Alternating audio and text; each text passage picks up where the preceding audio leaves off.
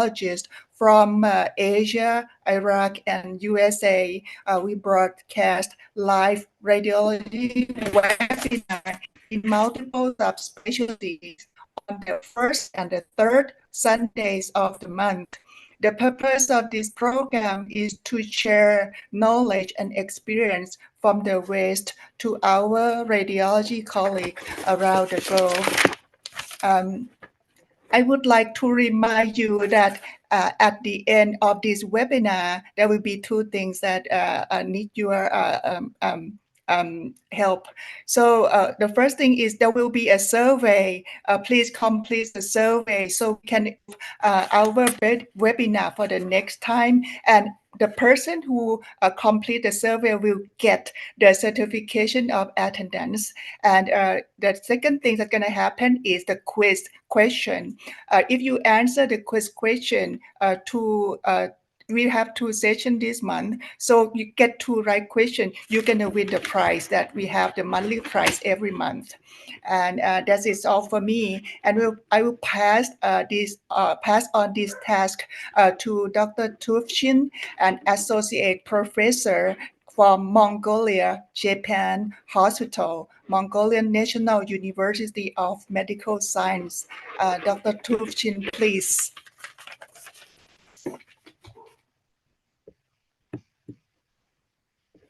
So good morning, good evening in Mongolia, and good morning in United States. So it's my pleasure to be a moderator for this session. So today we will have talk from the Associate Professor Carlos Zamora. Dr. Zamora is an associate professor in radiology. He received his medical degree from Universidad de San Carlos in Guatemala and obtained PhD in medical sciences at Kobe University in Japan 2006. Since 2020, he has been chief of neuroradiology division at the Department of Radiology at the University of North Carolina School of Medicine. Dr. Zamora is a renowned scientist who received a lot of international awards, so for a certificate of merit for his the in-a-year anatomy, physiology, pathology primer from the American Society of Neuroradiology, 16th annual meeting in Chicago. So, and Dr. Carlos Zamora has been a reviewer for multiple medical journals and served as editor, served at the editorial board of American Journal of Neuroradiology. Recently, Dr. Zamora started serving as a section editor for neuroradiology of this renowned journal, American Journal of Rentgenology. Dr. Zamora and his team were the first to describe the presence of engorged medullary veins in the brains of patients with neurosarcoidosis. He is also actively teaching and mentoring trainees around the world for neuro-oncology, inflammatory disease, skull-based pathology subjects, and Dr. Zamora actively collaborates in the neuroradiology education. He is a active contributor to the international outreach program and partnership programs such as REP 2024. So he participated in multiple educational activities of the American Röntgen Ray Society, of the American Society of Neuroradiology, and Radiological Society of North America. I was impressed by Dr. Zamora's bibliography. It's very impressive. It encompasses 4 books and 23 chapters in the major textbooks. Dr. Zamora published more than 58 scientific papers, and 18 are still in press, recently in press. So a total of 64 scientific presentation. He was invited presenter at the 92 conferences.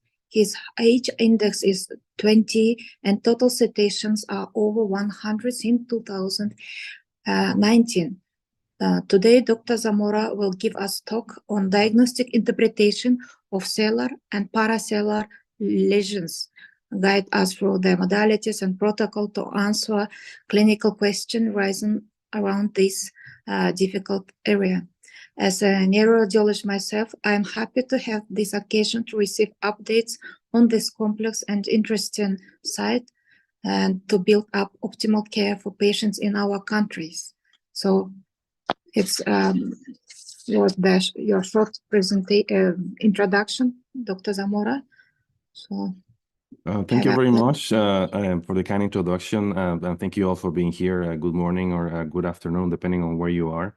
Thank you to the organizing committee. I'm really happy to be able to join you today. Yeah, so imaging of sellar and parasellar tumors. It's a very, very interesting area that we're going to explore today. I have no relevant disclosures.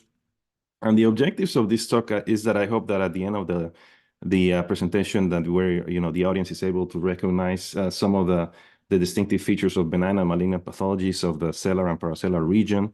And we're going to talk about some of the sequences that we use, especially MRI, advanced sequences such as high-resolution, heavily T2-weighted sequences. You're going to see several examples of how those can be useful. And I'd also like to explore some problematic lesions that could be either congenital variants or anatomic variations that can result in potential pitfalls for interpretation. So I would like to start with reviewing just a little bit of anatomy to the extent that it will help us understand why some of these lesions occur where they do. And what you're seeing here is it's the third week of embryonic life. And in gray here, that is the diencephalon. And here you have the primitive oral cavity. And what happens is that you start having these projections, these finger-like invaginations that grow toward each other. And the primitive oral cavity starts forming what is called the Rathke's pouch. So that pouch separates from the oral cavity and then starts filling in with cells from anterior to posterior. And this is important to remember, and you'll see in a second why.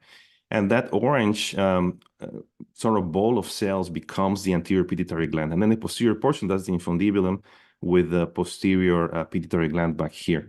So anterior to posterior, right, that's going to be the so-called pars distalis of the anterior pituitary gland. And then the posterior wall is back here. That's the pars intermedia. The posterior wall tends to degenerate, but the bulk of the anterior pituitary gland is going to be the pars distalis. And this is going to help us understand why some of the lesions occur where they do. So how do we image the skull base, the sellar, and the parasellar region? So one of the main challenge with this area is that it's a very small area with a lot of structures, where you have a lot of important cranial nerves, you have vascular structures that all come together in a very tight place, right? So CT and MRI are complementary. CT, like in other areas of the head and neck, is very good to demonstrate the fine osseous anatomy. Is there osseous change, permeative change, and that sort of thing. We need to make sure that we have thin slices and different reformats, soft tissue and bone kernels. And MRI is going to be better able to demonstrate soft tissue differences, right? Tissue characterization is usually better with MRI. Your most basic sequences that you need to have is at least a T1, a T2, and the T2 has to be fat suppressed, right? And the reason why is that, as you know, there's a lot of fatty tissues around the skull base. There is fatty marrow, so you want to be able to suppress that to be better able to see lesions that are usually or frequently bright on T2. And same concept for the post-contrast T1, where you want to fat saturate the post-contrast T1 so you can see the enhancement. And these sequences, you have to have some sequences that are small field of view at the skull base. We have when you can do 2D, you can do 3D. The one that we do for 3D for the skull base, we use a 0.8 millimeter slice thickness. We use a 3D T1 vibe, but any high resolution 3D sequence with fat suppression should work well. Then you're going to see several examples of heavily T2-weighted sequences such as CIS, which is the one that we use in our institution. That is very helpful. Diffusion, some form of diffusion is important because, as you know, lesions that are highly cellular, tumors that are highly cellular tend to show restricted diffusion, so they will look dark on the ADC. But not only malignancies, right? Also some tumors that are benign, like meningiomas that are very cellular, or pituitary adenomas as well, even though they are histologically benign, or most meningiomas are histologically benign, they will show restricted diffusion. But it is helpful to show sometimes the extent of disease of some of these lesions. And perineural spread, intracranial spread, this is something that will be better evaluated with MRI. This is a coronal cyst sequence. After the administration of intravenous contrast, we do it at 0.6 millimeters. Some people may do it a little bit thinner. So that allows you to do different reconstructions. It has to be small field of view. But even though it's a heavily T2-weighted sequence, it also has T1 effects. So you're going to see contrast enhancement, right? Even though it's a primarily heavily T2-weighted sequence. And because there is contrast enhancement, then you're able to see the cavernous sinus, right? If you don't give contrast, then this entire area will be completely dark. And we do it after contrast. Some places do it before and after contrast. And some places do it without contrast. But I think this is a simple technique to give contrast on a heavily T2-weighted sequence, and it's going to give you a lot of information. And here, for instance, you can see the cranial nerves that are going through the cavernous sinus in detail, right? And you can see them by virtue of the enhancement of the surrounding cavernous sinus, right? You can clearly see cranial nerve 3, the first and second division of the trigeminal nerve. The third division already went down into the masticator space, and you're going to see it in a second. You see the nice enhancement of the pituitary gland, the internal carotid artery, so a lot of nice anatomical detail. Is another coronal post-contrast cyst sequence, so you can see the pituitary gland very nicely, how you can delineate the intercavernous sinus, the diaphragma of the Sellar. This is a sagittal image, a little bit oblique, reconstructed, so to show you here the ganglion of the trigeminal nerve. This is the cisternal segment of the trigeminal nerve. You're seeing part of the brainstem back here.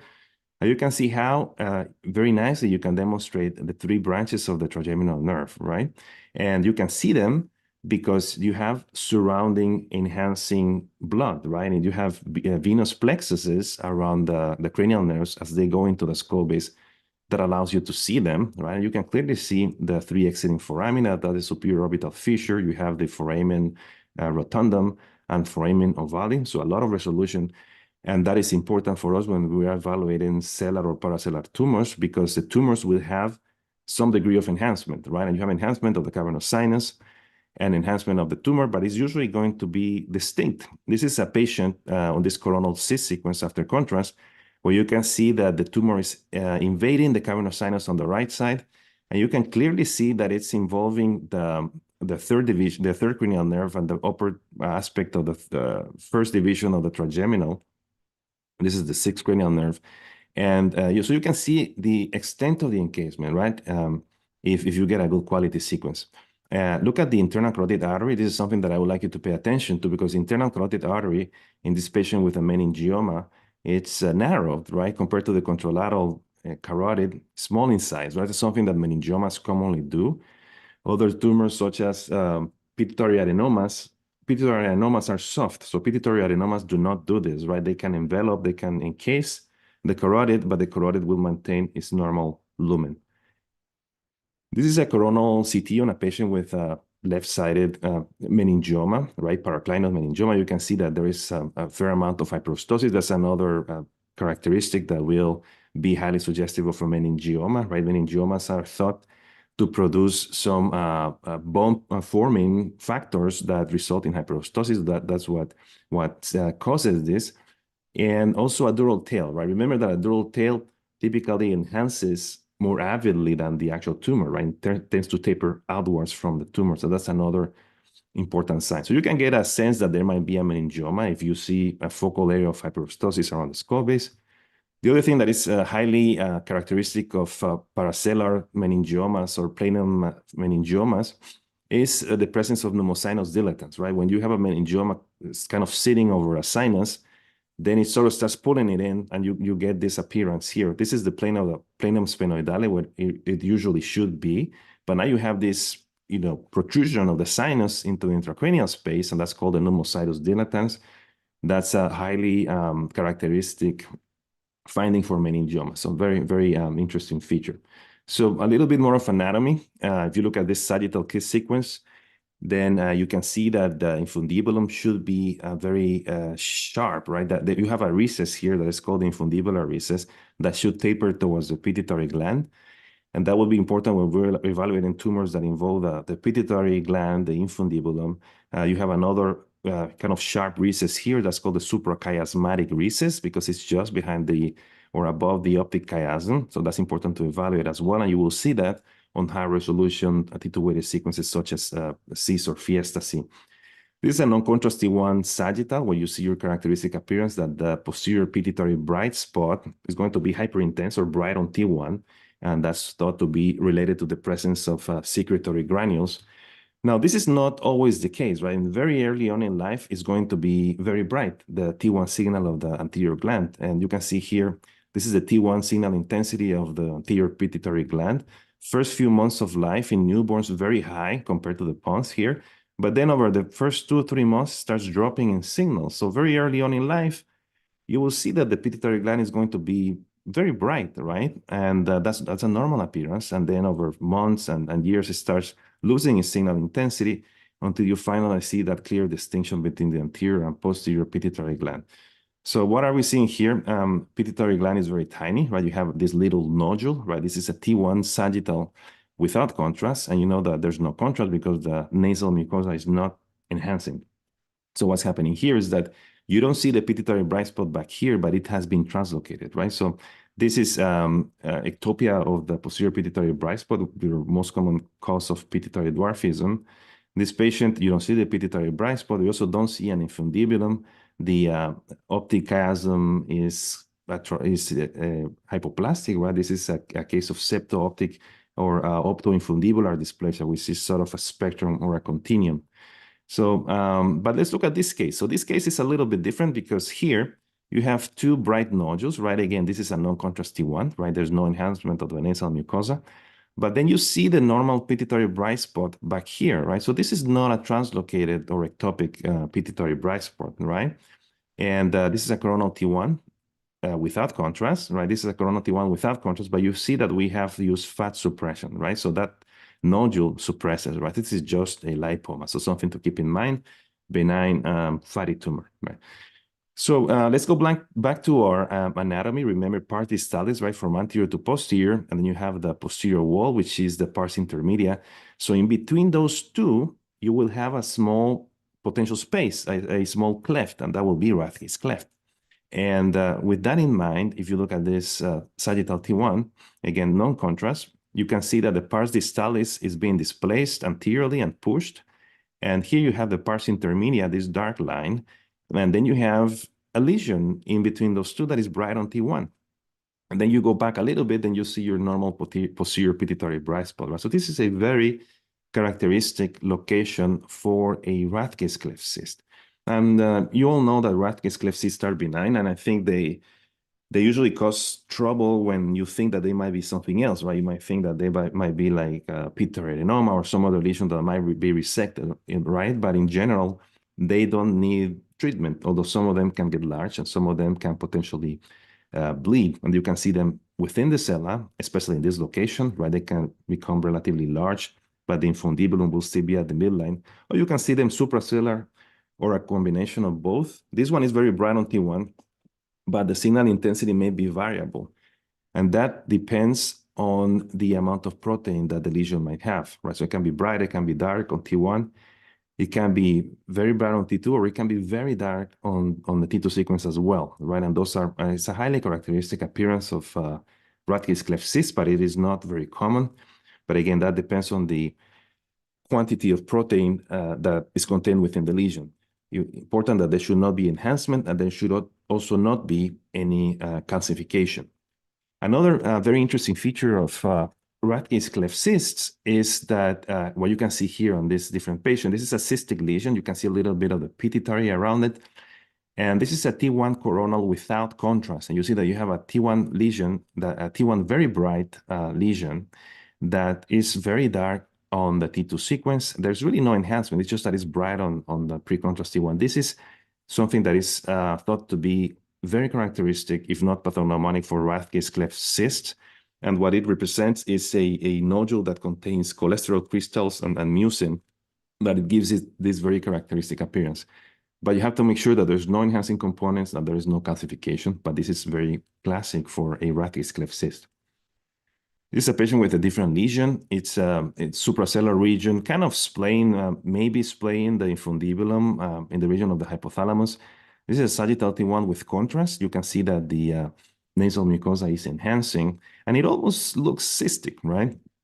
On the T2 axial, you can see that it also kind of looks cystic because it's very bright. But then you do a flare, and on a flare, it does not suppress, right? So you know that it's not simple fluid. But rather than suppressing, it has this kind of dirty appearing signal intensity, as people call it. So, but the money is going to be really on your diffusion sequences. On diffusion sequences, you can see here, despite the distortion around the skull base, that the lesion is very bright, like a light bulb, right? But on the ADC map, it's not as dark, right? So this is not just restricted diffusion. There is some component of restricted diffusion, but there's also some component of T2 shine through. This is a classic appearance of an epidermoid, right? Epidermoids get very bright on DWI. They have that dirty look on the flare. And an important feature is that, despite how bright they are on DWI, they are not as dark on the ADC, right? Let's say you have another lesion that has a lot of restricted diffusion that looks this bright, like an abscess, for instance, then you would expect it to be very dark on the ADC map. But this is a common appearance of epidermoids. And what they represent is epidermal inclusion elements, or epithelial inclusion elements that get trapped either during closure of the neuroectoderm or rarely after surgery or after trauma. And essentially what you get is a mass of skin that grows in the wrong place.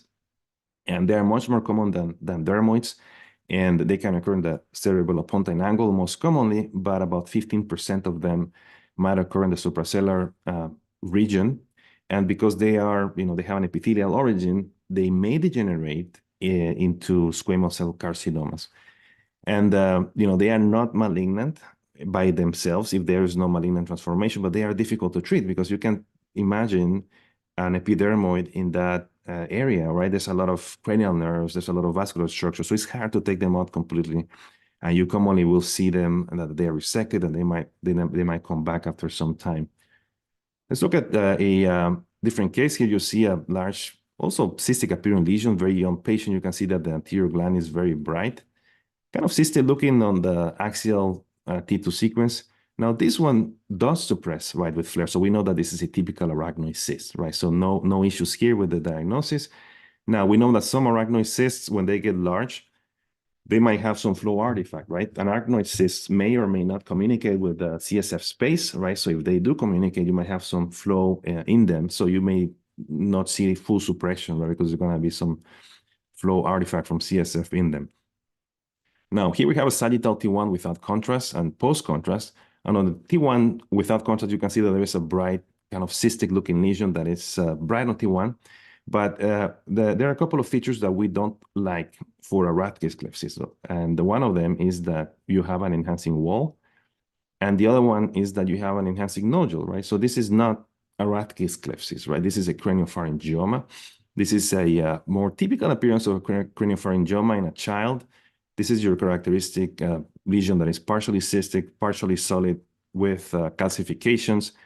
In a child, that's going to be a craniopharyngioma until proven otherwise. And craniopharyngiomas are derived from Rathke's pouch. Now, from the most recent classification from the WHO, CNS5, they have been found to be distinct entities, right? So you have two types of craniopharyngiomas. One of them is the adamantinomatous, which is the one that occurs in children and young adults. And it's the typical one that we tend to think about having cysts and calcifications. That's your adamantinomatous type. Then the one that occurs later on in life is the papillary type, right? And the way that I remember is, A comes before P in the alphabet, right? So adamantinomatous comes earlier. So that's the one that you see in children. But two distinct entities, both are WHO grade 1. So benign histologically, but they have a high degree of local recurrence. And because they derive from the embryonic Rathke's pouch, and remember that the Rathke's pouch comes from the primitive oral cavity that goes all the way up to the encephalon, then you will see why some of them rarely can occur outside of the sellar, right? This is one that is completely infrasellar. You can see a calcified lesion with cystic changes. This is because of that primitive route of the Raskis pouch. Now, this is the papillary craniopharyngioma, the one that occurs later in life. They typically are more solid with little, if any, cystic changes, and they have no calcification. All right, so let's move on to this different case. This is a 10-year-old patient who came to the doctor because they thought that the patient had adenoid hyperplasia. And then, she ended up having imaging, and you see that on the CT, you have this erosive process with destruction of the lower part of the clivus, a lot of avid enhancement, and you have this large, ugly tumor projecting into the posterior fossa. And very characteristically on the axial T2 sequence, you can see that the lesion is well circumscribed, very bright on T2, and you have these small internal septations within it. This is a classic case of a chordoma. This is derived from notochordal remnants. Most of them occur in the sacrococcygeal region, but about a third of them can occur in the base of the skull. And they are locally aggressive tumors. And what you're seeing here with these septations is these are epithelial cells that are surrounding lakes of mucin and necrosis, and that makes them very bright on the T2 sequence, right? So this is a very characteristic appearance. Enhancement is variable. You may have heterogeneous avid enhancement. You may have no enhancement. There is some preliminary work suggesting that those chordomas that don't enhance as much tend to have a better prognosis, and they tend to be more commonly seen in children. But more study is needed in that area. But again, they are locally aggressive, local recurrence. They don't metastasize, but they are aggressive tumors. So they have relatively poor prognosis. Now, this is a CIS sequence. That's the one that we use. And remember, they have T1 effects as well, as I mentioned before. And that gives you a lot of information. You have enhancement of the tumor, right? And you can distinctly see where the tumor ends here. And then you see where the normal adenoid tissue is, right? Remember, the adenoid tissue will have these striations or tigroid appearance. So that's a very typical feature. And then you can also see how the tumor is projecting into the posterior fossa, is lifting the dura. You see that the dura is ruptured here, and the tumor is extruding into the posterior fossa. So there is dissemination or extent into the subarachnoid space. And when you see that, the patients have an increased risk of CSF leak and infection later on. And this is a normal skull base. I just wanted to bring your attention to the normal petroclival junction. And here on this patient on the left side, you see that there is an erosive process. We do an MRI, and then you see a mass on the left side that is very avidly enhancing. Is the lesion here. And it's a little bit similar on the T2 sequence to the prior, in that it is very well lobulated, circumscribed. And this is, on imaging similar, but a little bit more off-center, right? So this is located kind of at the petroclival junction. So this is more characteristic of a chondrosarcoma, right? They occur kind of in the general area, but chondrosarcomas have much different behavior. They tend to be more indolent lesions, such as the ones that we see in the neck, right? They have a much better prognosis. You may see a chondroid matrix, like a calcified chondroid matrix in the form of rings and arcs, but it might be difficult to determine if you're looking at a matrix or if you're looking at eroded bone, right? But you may not see a matrix, and they can still be a chondrosarcoma. Diffusion sequences are useful in that chordomas, remember that they are more aggressive lesions, so they tend to have more restricted diffusion. And this is a paper from the AJNR from a few years ago, where they found that chondrosarcomas tend to have less restricted diffusion than chordomas. You can see chordomas here. They have lower values, significantly different than chondrosarcomas, which means that when you're looking at a given lesion, chordomas will tend to be darker on the ADC map than chondrosarcomas, right? Now, chordomas, there's different types within chordomas, and we have the poorly differentiated chordomas. So you really cannot make a distinction between them, right? This is a small study, but this might be helpful in some situations where you are not sure. This is a chondrosarcoma case that we saw earlier. You can see here, similar to the prior, this is a post-contrast CIS sequence. You can see enhancement of the tumor. This is a tumor that already, similar to the chordoma, this chondrosarcoma also has ruptured the dura. You can see the tumor projecting into the posterior fossa. And you can see the sixth cranial nerve on the right. This is the one on the left side. You can appreciate how the tumor is pushing on the sixth cranial nerve. And here you see the dural rupture, how the nerve is elevated by the tumor. And just for comparison, you can see the normal cranial nerve, sixth cranial nerve on the right side, how it's penetrating the dura. So you can get a lot of detailed anatomic information on the extent of disease. So let's look at a different case. And this is a patient with an incidental finding. The patient was being worked up for possible stroke. And you see a lesion on the right side that is very well circumscribed, right? It's different than the other ones. It's not permeative. You don't have that, speckled appearance. There's no matrix, but it's just a single, well circumscribed lesion that is causing scalloping of the bone, dark on the CT. And on an MRI, we see it on this MRI without contrast. It is very bright on T1. And areas that are bright on T2, but also areas that are dark on the T2 sequence. On diffusion, those dark areas on T2 correspond to areas that show restricted diffusion, right? This is dark on the ADC and this bright on the DWI sequence. So there's some restricted diffusion corresponding to these sort of darker areas. And you see here how it's encasing the internal carotid artery. So this is a classic case of a cholesterogranuloma. And the reason why you're seeing restricted diffusion is because those are hemorrhagic components, right? And remember that clot can show restricted diffusion for a long time. And the theory behind the formation of cholesterogranuloma is that there's different processes that might result in microhemorrhage of mastoid air cells, and that repeated hemorrhage will result in a granulomatous reaction to the blood, and that will result in an accumulation of cholesterol crystals, and that's what gives you that T1 hyperintense appearance. This is another classic case on the left side, but you see it's a mass that is expansile, and T1 bright appearance is characteristic with some hypointensities on T2 from hemorrhage.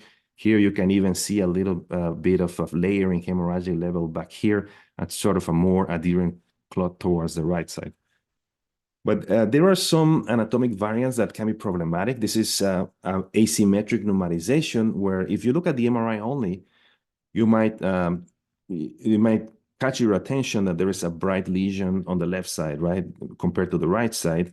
But this represents fatty marrow, right? And you can see here that on the CT, it looks like normal bone, right? Normal bone is just that this side has not been pneumatized. So you can have some variation in how there's pneumatization more on one side than the other, and that can give you some different appearances near the skull base. So you gotta be watchful for that.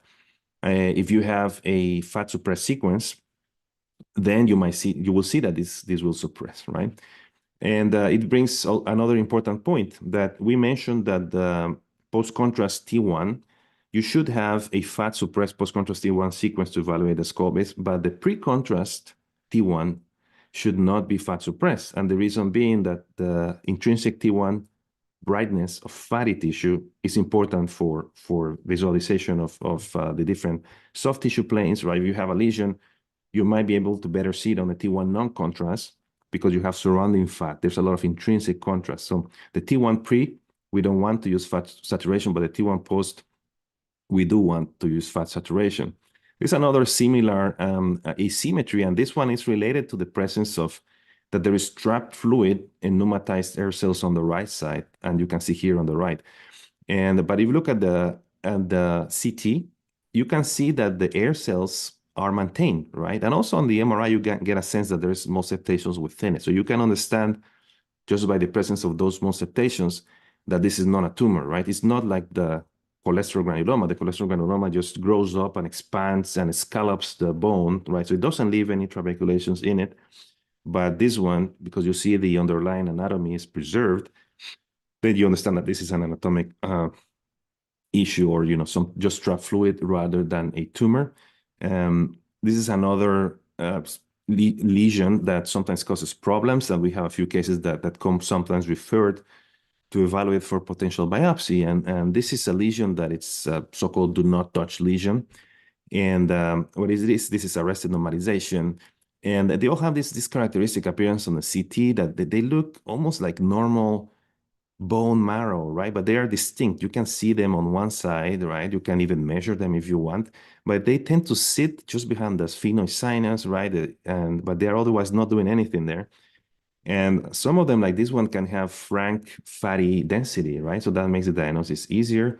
T1 bright because of the fat and fat suppression, but some of them might be bright on the T2 sequence, right? But this is a resting normalization, and you don't have to treat those lesions. Now, how about this case? And this is an important lesion because it can present as a mass in the skull base, in the sellar, parasellar region. Here we have a heterogeneous mass on the right side. You see the pituitary gland here. This is the cavernous internal carotid artery. We have some very dark areas on the T2 sequence, bright areas on the T1 non-contrast, and there is an area that enhances very avidly after you administer contrast. And some of you may have already noticed that you have this prominent pulsation artifact along the face and coding direction, and that gives it away as a giant aneurysm. So something that you definitely do not want to biopsy. I have known of 2 patients that underwent a biopsy, right? But I think it was realized at the right moment that this is something vascular, so they stepped back. Those 2 patients survived, but potentially devastating consequences if you go in and biopsy. You ought to be able to always at least think of the possibility of a giant aneurysm. And the problem in the skull base is that when you have a large aneurysm, they can be very heterogeneous. They can have some thrombus, they can have some granulation tissue, some parts might enhance because there's patent lumen. So that pulsation will give it away, and also these very dark areas on the T2 sequence, right, which is the actual patent lumen. So let's move on and talk about a different lesion. This is a patient with headaches and soft tissue thickening. If you pay attention here, you can see that the calvarium is very thick, right? So this is a patient with acromegaly who has a lesion in the pituitary gland on the right side, sort of hypoenhancing. And this looks like your typical pituitary adenoma on the post-contrast T1. But if you see on the T2 sequence, it has this very dark appearance, right? Kind of unusually dark. And this is actually very characteristic of growth hormone or somatotrophic pituitary adenomas. Here's another case, similar appearance, lesion on the right side, kind of infrasellar, and almost not a lot of involvement of the pituitary gland, but very dark. And those somatotrophic adenomas that are densely granulated, they are the ones that are dark on T2. If they are sparsely granulated, they are brighter. And the important thing here is that the ones that are dark, they're densely granulated, are the ones that respond better to medical treatment, right? So that's kind of an interesting finding that you might see, but otherwise they will look very much like your regular adenomas. One other feature of somatotrophic adenomas is that they are more commonly infrasellar, like you can see in this case.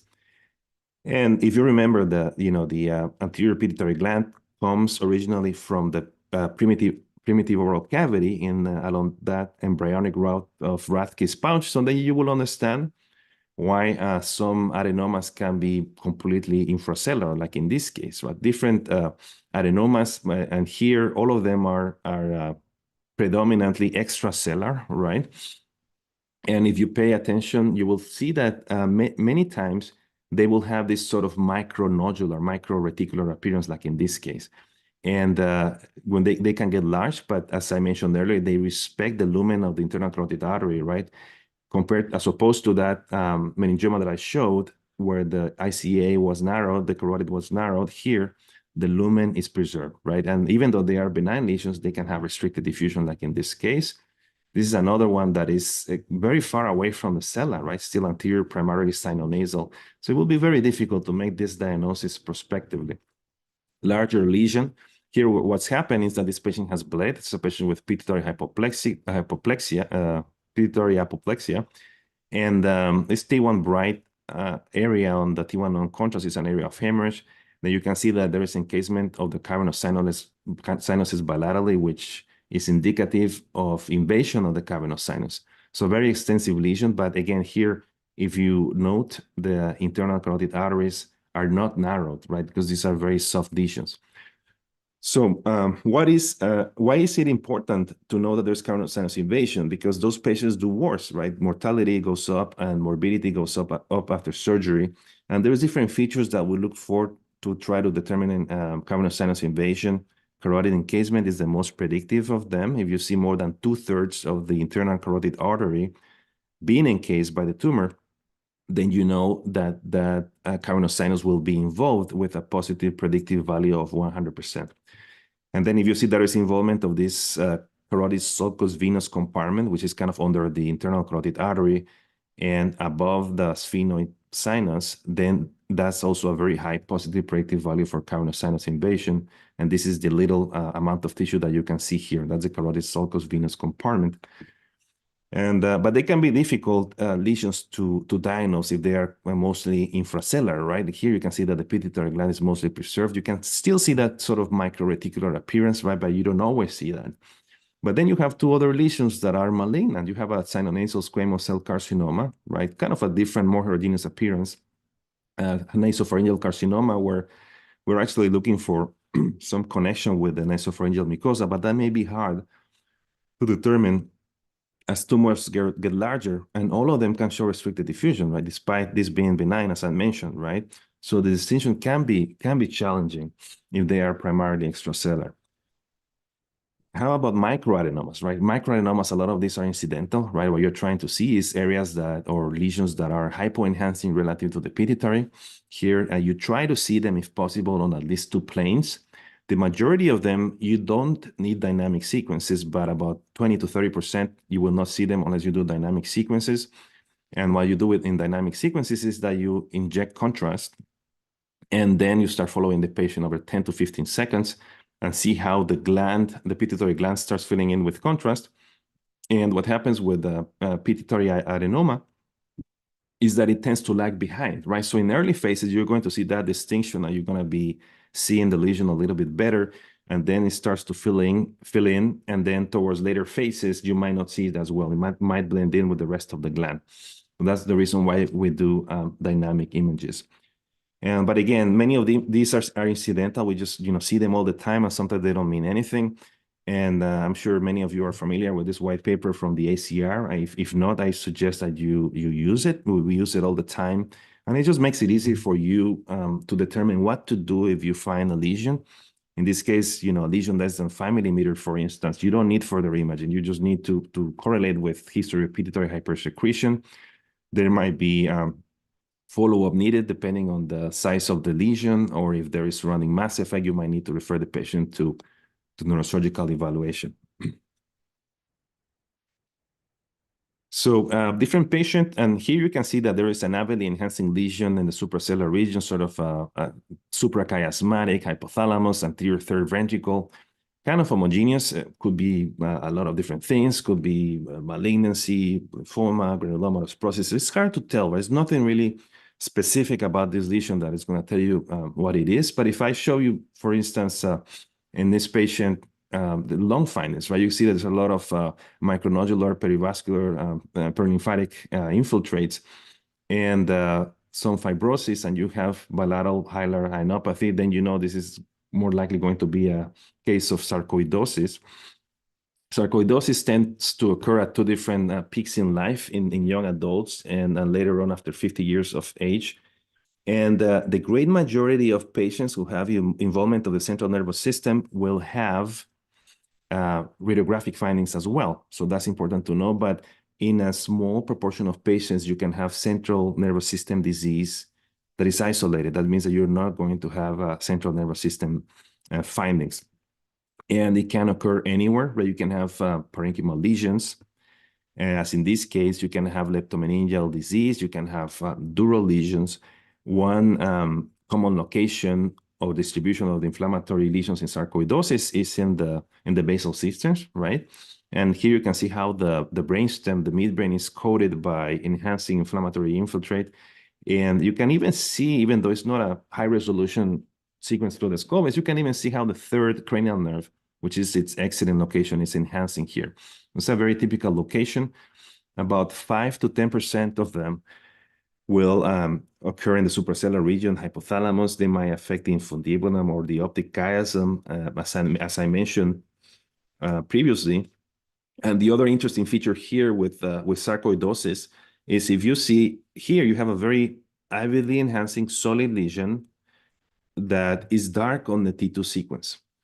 And that's an important or common feature for granulomatous disease. It is not specific to sarcoid, like any sort of granulomatous process can do it. Or you have an enhancing tuberculoma, like tuberculosis, solid enhancing tuberculomas are commonly dark on the T2 sequence, right? Granulomatous processes, IgG4. So there's other lesions that will be dark on T2, but it's sort of a recognized feature of sarcoid and other granulomatous disease. The other point that I would like to make here is that with sarcoidosis, if you remember, this is a non-necrotizing granulomatous process, right? So that means that you're not going to see cystic lesions, right? Like in tuberculosis, for instance, you can have caseating granulomas, right? So you can have like a ring-enhancing lesions. That doesn't happen with sarcoidosis. And I'm saying that because sometimes these are sort of competing diagnoses, right? But sarcoid granulomas are solid. And the other feature that we notice with sarcoidosis is that about a third of them will have these very tortuous and engorged deep medullary veins that give this kind of corkscrew appearance, right, with or without visible inflammatory infiltrates on the post-contrast lesions. Now, hypophysitis is also an important lesion, right? It is not a tumor, but it may look like a tumor. And there's different causes, right? We have idiopathic causes, which essentially are when you have an autoimmune and autoinflammatory process, right? And some of those that we thought that were idiopathic, now we're seeing, for instance, that they are related to IgG4, right? So now we know that they have a known cause.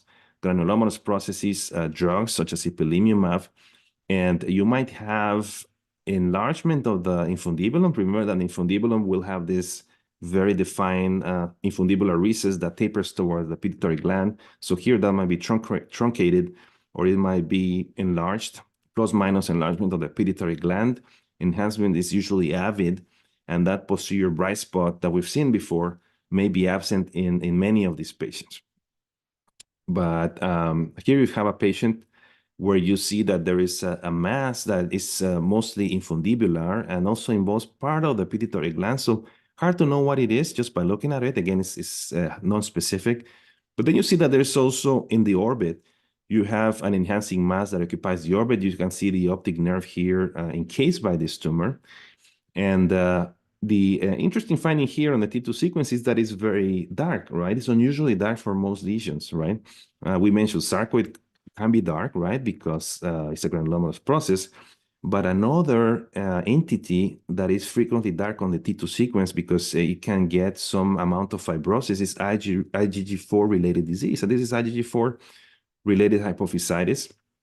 And this is a very characteristic appearance. But it can be, very confusing because it can present with masses in different parts of the body, and the infundibulum and suprasellar region is one area that it might affect, and it might look like a neoplasm, even though by itself is not a neoplasm, although it presents like a tumor. And this is a patient who had melanoma, and he was put on this monoclonal antibody drug called ipilimumab. There's others. So this is a drug that is commonly used in patients with melanoma. And the patient was placed on the drug, and then you see that after a couple of weeks, he presents with this finding, and it looks like a tumor, right? It's kind of heterogeneous. The pituitary gland is enlarged, the infundibulum is enlarged, but then you have to recognize the patient is on ipilimumab. These patients typically present with panhypopituitarism, which is an emergency. So you have to recognize that the patient is on monoclonal antibody drug, and then because that needs to be stopped, right? And of course, the competing diagnosis here is this a metastasis, right? Yes, could it be a metastasis? We have seen metastasis in the pituitary gland, even though they are rare, they can happen, and melanoma can go anywhere.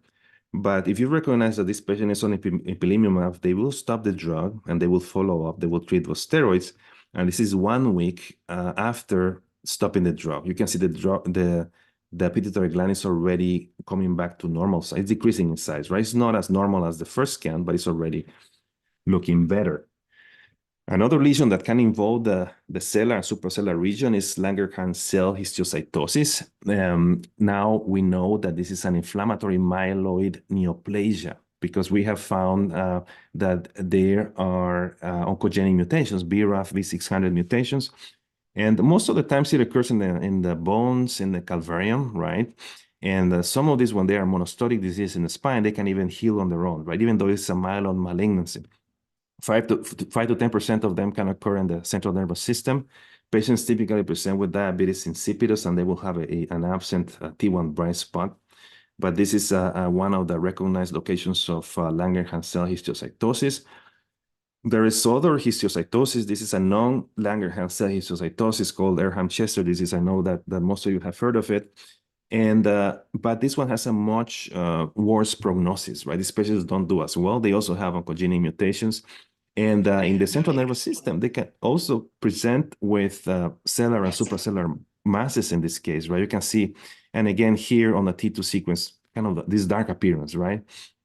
That can be seen with some of these lesions in sellar and posterior fossa, orbits and sinonasal compartment. This is a different patient with large orbital masses, right? Looks a little bit similar to some of those cases of IgG4 that we saw earlier, right? So there's some overlap in the presentation of these lesions here. This is not as dark on the T2 sequence. There's really no significant restricted diffusion, but you can see avid uptake on the FDG PET in this patient. And this patient has the very characteristic coating of the aorta. You can get this thickened, ill-defined inflammatory infiltrate around the aorta, and what people have termed hairy cells in the kidneys, or hairy kidneys, which is this inflammatory infiltrate surrounding the kidneys. And some of these can have uptake on the FDG PET. So we've seen a lot of different entities that can affect the skull base. And again, it's a very small area. A lot of things can happen. Some lesions have distinctive appearance that are important to recognize. And if you can take home a few of these points, we're going to see some of this here. For example, in Ratkes-Klefsis, just remember that the signal can be different. Remember that typical location between the pars distalis and the pars intermedia. And remember that T1 bright nodule. We had that nodule that was very bright on T1, very dark on T2, that is highly characteristic of Ratkes-Klefsis, but there should not be any enhancement.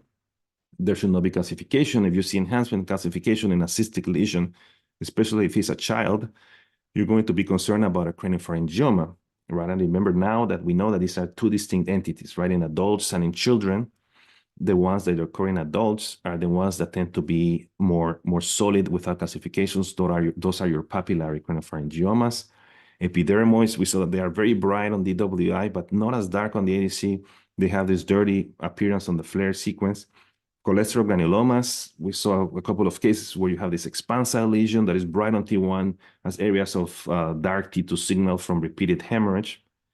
Chordomas, remember the very characteristic appearance on the T2 sequence is that they are very bright, they are lobulated, they have a lot of mucin and necrosis. Chondrosarcomas can look similar in appearance to chordomas, but they are usually more off midline, right? They may or may not have the chondroid matrix, and they are usually more indolent lesions. Adenomas, we saw some cases. Some of them have very dark hypointensity when they were growth hormone producing adenomas. We looked at features of cavernous invasion. We just talked about granulomatous disease. Remember that they can be hypointense on T2, right? Sarcoid can be hypointense on T2, other granulomatous processes as well. We also looked at the corkscrew medullary veins in sarcoidosis, and we mentioned the fact that in neurosarcoid, most of those patients will have some chest findings. Hypophysitis, we saw some cases, and the important thing with hypophysitis is that the pituitary gland can become so large and heterogeneous that it can mimic a tumor. And on the other hand, other lesions like LCH may mimic hypophysitis, right? So there's some overlap in the presentation of some of these features. But I hope that was helpful to you, and I thank you very much for your attention.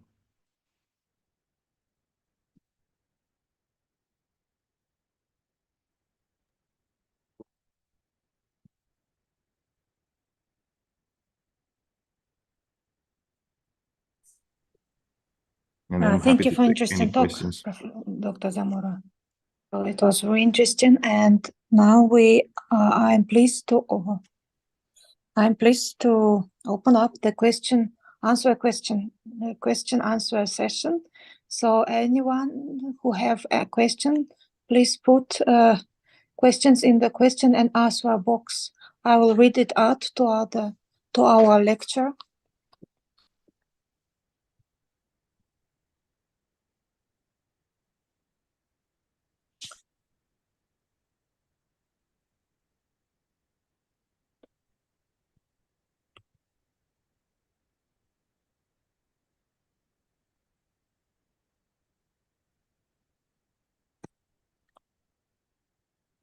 So, Dr. Zamora, can you hear me? Yes. So I'm so delighted. Thank you for interesting talk again. So our attendees are encouraged to ask the questions. So the talk was very impressive. So the image quality and the spectrum of the, so you, it was very useful for our Mongolian radiologists and neuroradiologists. So this, okay. So I'm checking the question and answer box. So then, so so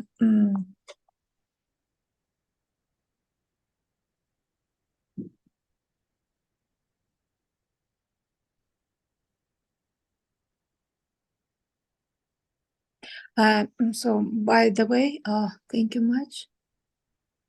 Yes, the audience thanks for your very thorough and clear explanations. Thank you. So those very beautiful illustrations. We enjoyed.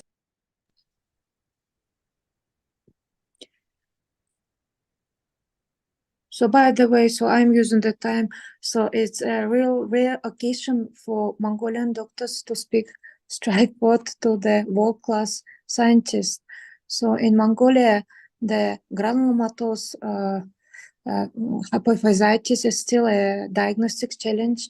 Often we rely on our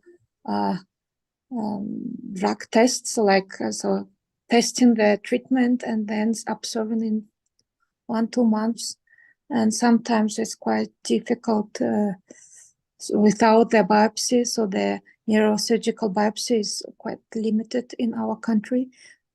So, I have a question. So I have greetings from Guatemala, Carlos Previgliano. So what is the difference, Professor? Some attendee is asking about the difference between granulomatous disease and orbital schwannoma. Orbital schwannoma. Orbital schwannomas are rare. They can come from different small branches of peripheral nerves there. It might be a difficult diagnosis. I think schwannomas will usually tend to be better circumscribed, right? Like granulomatous disease, can affect different areas. They can extend through different tissues. It can encase the extraocular muscles. It can be extraconal, right? They tend to behave a little bit differently. So that's one distinction. I think schwannomas are usually just better circumscribed. Schwannomas might have cystic changes. They might have hemorrhage, right? That doesn't really happen with granulomatous disease. And then the other feature would be that granuloma disease, as we saw, they can be kind of dark on T2, especially IgG4 related disease can become very dark on T2, and schwannomas will be the opposite. They tend to be bright, at least the enhancing tissue will be bright on T2, right? And those areas of hemorrhage within it could have different appearances, but they tend to look a little bit distinct. And and I think they're not very common to see in the orbit. Thank you, Professor. So then. But yeah, and you were mentioning about hypophysitis, and yes, it is a challenging diagnosis. Sometimes it can be confusing, and but we need a lot of clinical suspicion, right? Sometimes just the fact of that we may not be thinking about it, right? Like sometimes we might have like this patient with melanoma, right? Comes in with what looks like a tumor, right? But if you don't have hypophysitis as a injury differential, right? You will not even consider it, right? But it is still challenging, right? I think imaging, as you saw, there's a lot of overlap in how things can present.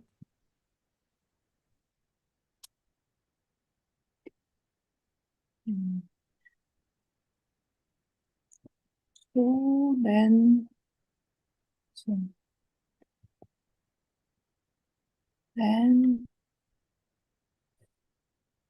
So what do you, so I'm using the time again.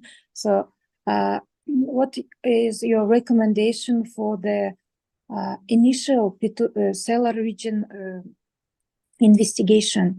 Should we directly administer contrast? So which protocol should we follow if on the CT we have some suspicion for pituitary lesion? Yeah, yeah, it's happened sometimes to us, like an incidental finding, you might see that there's some density on the CT. If it's large enough that you see it on the CT, then it's not going to be a microadenoma, right? Unless you have a high resolution CT with contrast, right? Most of the times it comes from non-contrast head CT, right? You have a trauma patient, that you have a suprasellar lesion.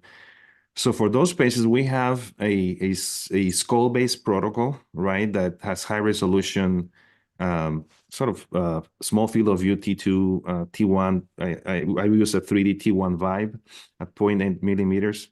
And that one does not have dynamic sequences, right? Because you don't really need it unless you're thinking about a microadenoma. So we have a skull-based sort of short MRI protocol for those patients.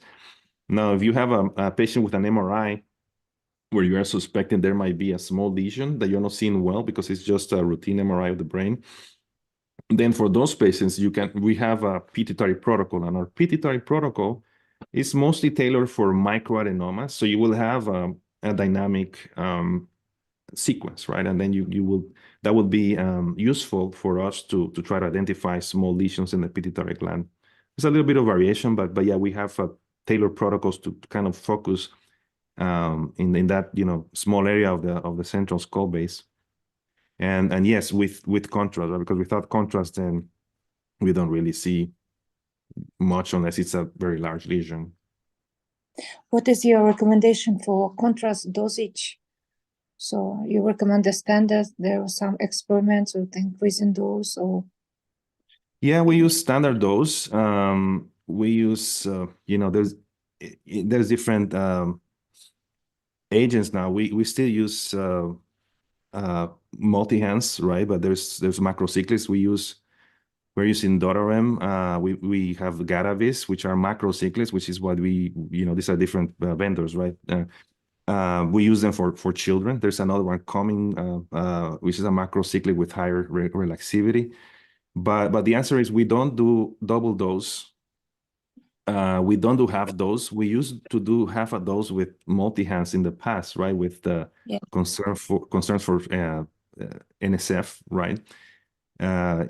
Multi-hands, because of his relaxivity, you could still use half dose and get, a diagnostic scan. But now with other macrocyclics available, then we prefer to use those rather than going half dose. But yeah, we use standard dose for imaging. We try to do, if we can, we do it on a 3 Tesla because it just gives you better, higher signal, but it's not necessary. If you have a modern scanner like 1.5, you can get pretty good imaging. I think most of the images that I showed was on a 1.5 scanner, which is the other thing that I could think about in terms of the protocol. Thank you very much. The image quality was excellent.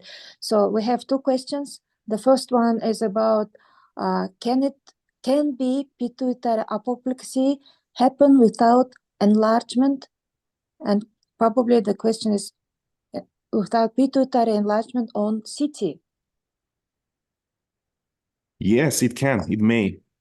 Because actually apoplexy, it's a clinical diagnosis, right? You can have hemorrhage, you can have infarction, right? And especially if you have a young woman, the pituitary gland will be commonly physiologically hyperplasic, right? So it might be a little bit prominent on the CT.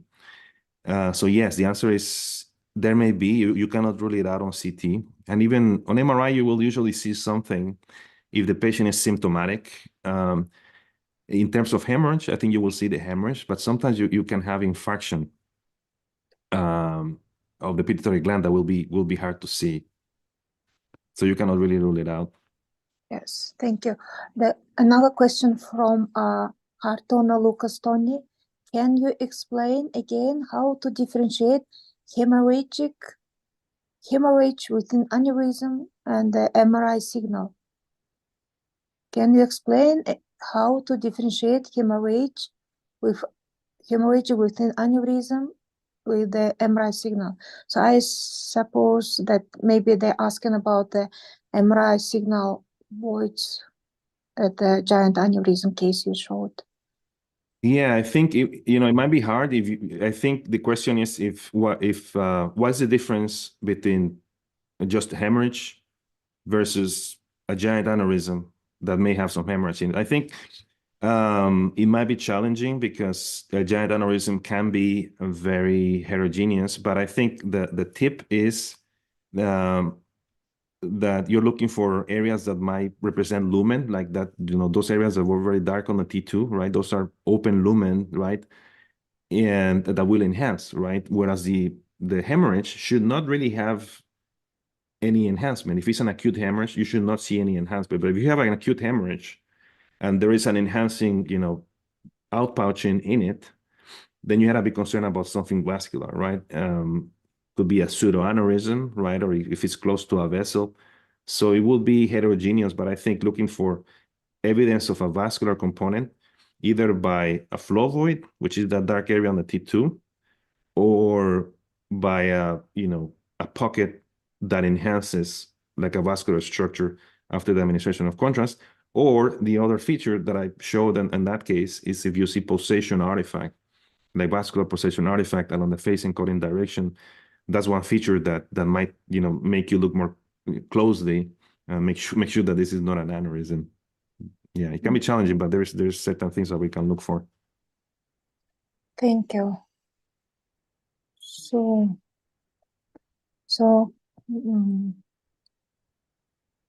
at the highest, our participants number, thank you, sir, from the Hartana Lupus Estonia. So yeah, thank you. And at the highest number of our attendees of today's session was 126, which is quite crowded. But I'm afraid that the younger doctors are not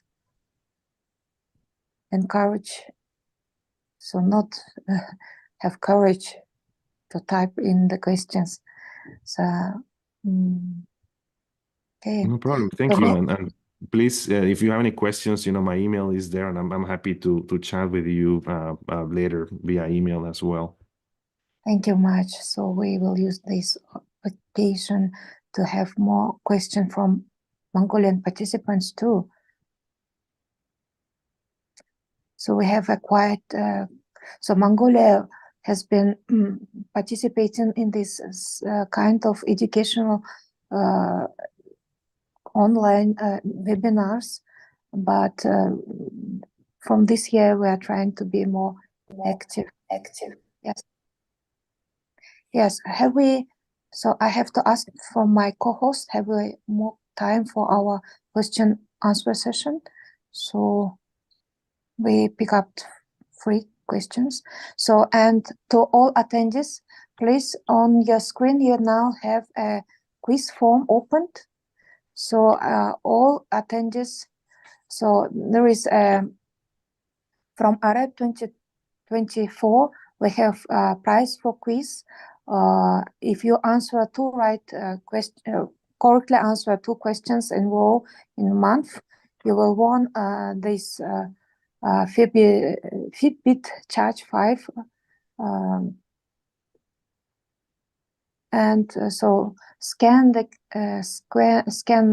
QR code and provide the answer to this form. Okay, Professor, thank you. Thank you very much. So,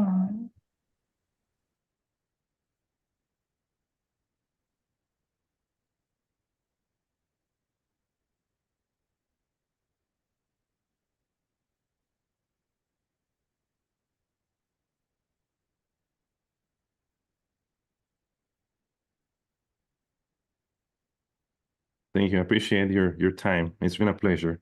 You all have a nice day.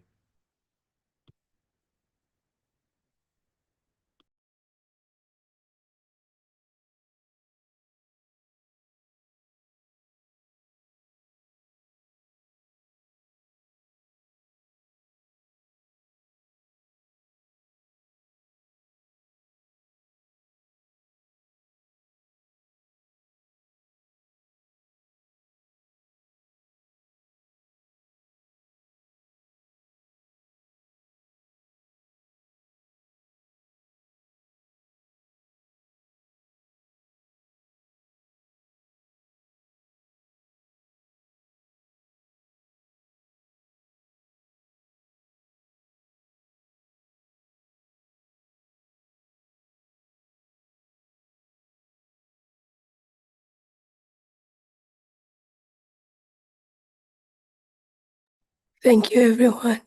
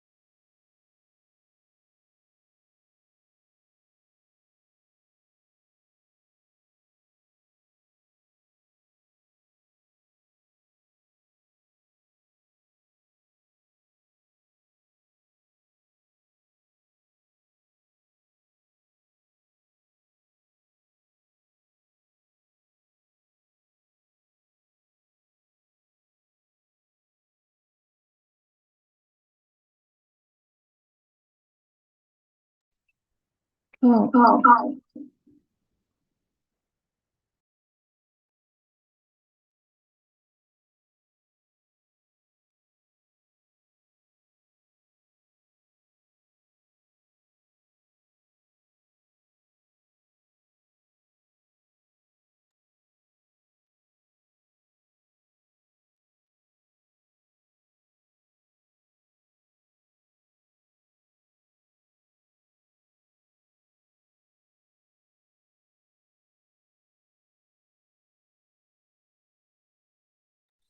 so the question.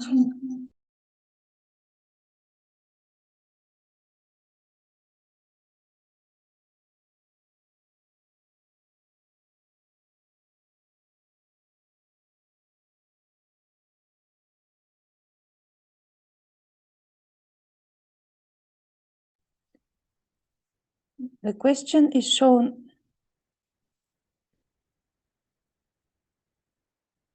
The question is shown on the screen.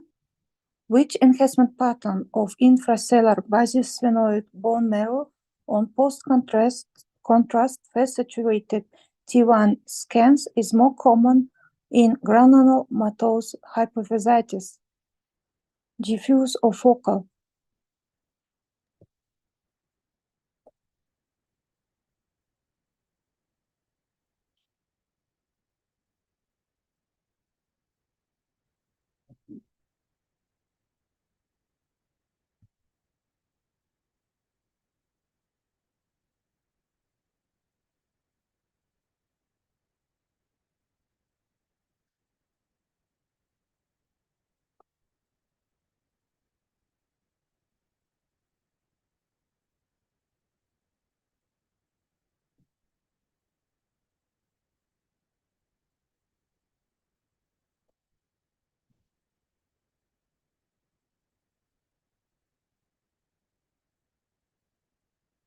So the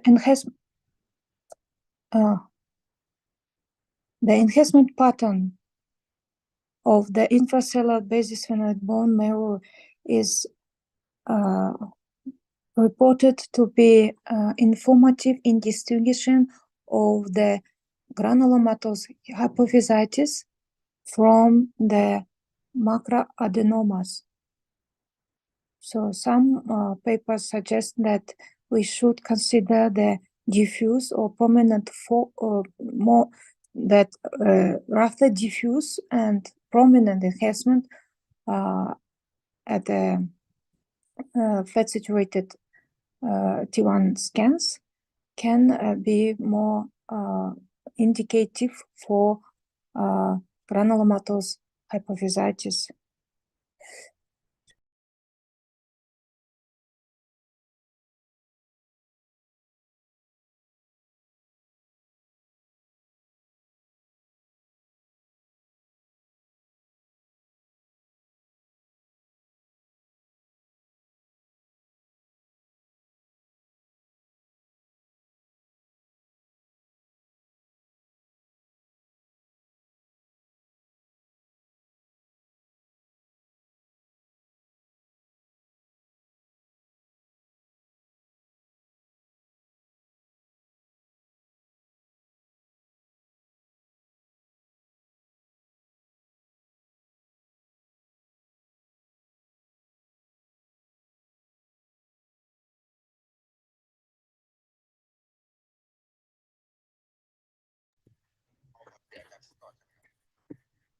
Hi, everyone. I think we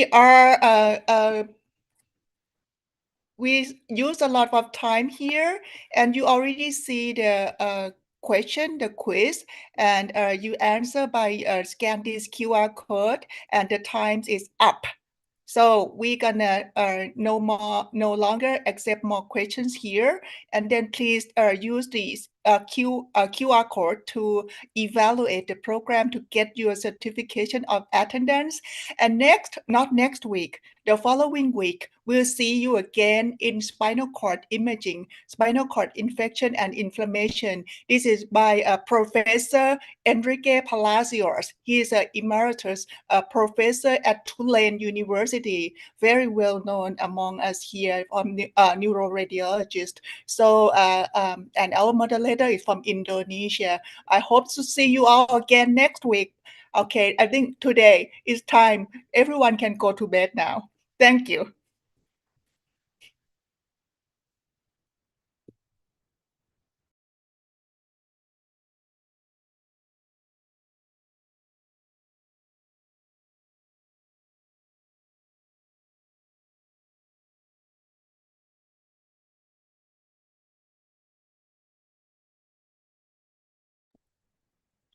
Thank you. So thank you for joining for today's session. So I hope you have answered the question.